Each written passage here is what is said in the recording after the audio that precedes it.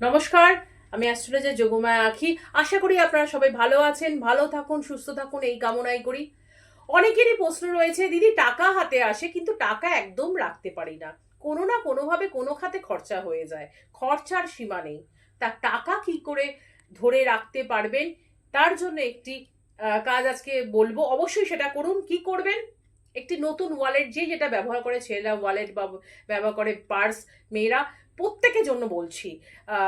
যার ব্যাগটাকে আগে চেঞ্জ করতে হবে। ফাটা ফুটো ছেঁড়া ব্যাগ ইউজ করা যাবে না। নতুন একটি ব্যাগ কিনে নিয়ে আসুন। নিয়ে এসে আপনার যে পুরনো ব্যাগটা রয়েছে সেটাকে শনি বা মঙ্গলবার দিন আপনি ডাস্টবিনে, বাইরে গিয়ে একদম ডাস্টবিনে ফেলে দিন। তারপর কি করবেন?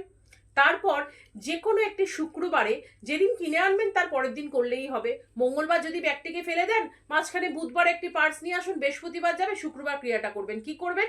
শুক্রবার দিন একটা চাঁদির কয়েন নিয়ে চলে আসুন, রূপো যেটাকে বলি আমরা, রূপোর কয়েন নিয়ে আসুন, এবং কয়েন নিয়ে এসে ওই রূপোর কয়েনটাকে আপনার যে পার্স তার মধ্যে রাখুন, আর তার সাথে কিছুটা কেশর ওর মধ্যে রূপোর কয়েনের উপর আপনি রেখে দিন।